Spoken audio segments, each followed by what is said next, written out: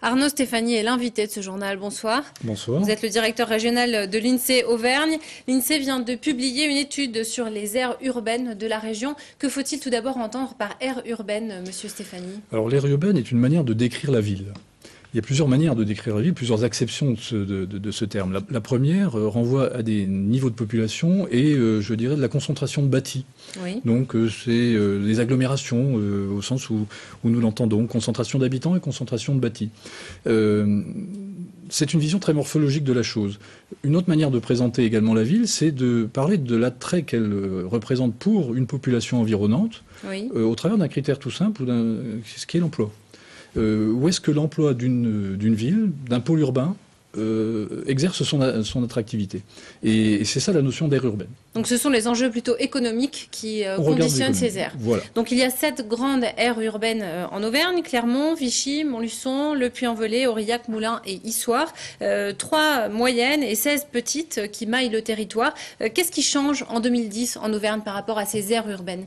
Alors ces aires urbaines, je dirais, ont une importance qu'un chiffre peut mesurer. 85% de la population de l'Auvergne vit dans l'attraction de ces pôles urbains, oui, et de leur emploi.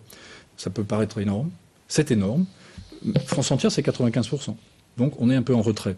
Mais ce retrait n'est pas à vivre, je dirais, de manière très négative. Ça signifie quand même que 15% de la population arrive finalement à vivre et à travailler pas trop loin de l'endroit où elle a son domicile.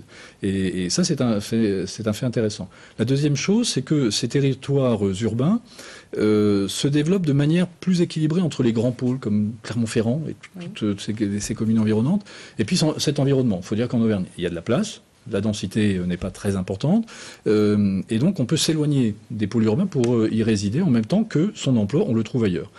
Ça se traduit certainement par des déplacements domicile-travail plus importants. Oui, c'est ça. Ça, c'est une évolution dans les 30 dernières années importante. Voilà, une évolution très importante. C'est pas forcément très Grenello-compatible, mais les faits sont là. L'attrait d'un logement peut-être moins coûteux, un foncier moins cher, conduit à s'éloigner. La polarisation par l'emploi est quand même massive. Un chiffre tout simple.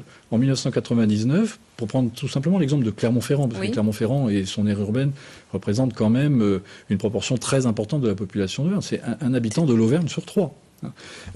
Qui habite dans l'aire urbaine de Clermont-Ferrand. En 1999, cette aire-là accueillait 30% de l'emploi salarié de l'Auvergne. Maintenant, c'est 40%. Donc on voit bien que la polarisation par l'emploi, elle existe. Les pôles urbains concentrent plus d'emplois et ils rayonnent, je dirais, un peu plus loin, et ils attirent un peu plus loin la population qui y vit par l'emploi. Alors, l'aire urbaine de Clermont, c'est 185 communes, ce qui la place au 19e rang national. Il y a quelques particularités, notamment dans l'Allier, où en fait il y a plusieurs aires urbaines qui sont assez équilibrées finalement sur le territoire. Voilà. Et c'est le cas de peu de départements en France. C'est le cas de peu de départements. C'est une originalité, je dirais, de ce département. On peut en citer une autre aussi au regard de la région pour montrer encore, je dirais, le poids fort de Clermont-Ferrand. Entre l'aire urbaine de Clermont-Ferrand et sa taille de 460 000 habitants. Oui. Et la deuxième aire urbaine de la région, qui est celle de Vichy, il y a un rapport de 1 à 6. C'est un rapport très important. Il n'y a qu'une région de France dans laquelle on trouve un rapport entre le premier et le deuxième du classement, je puis dire, aussi important. Donc on voit bien quelle est la polarisation sur un grand centre comme celui de Clermont-Ferrand. Donc il y a des croisements qui s'opèrent. Merci beaucoup d'avoir répondu à notre invitation.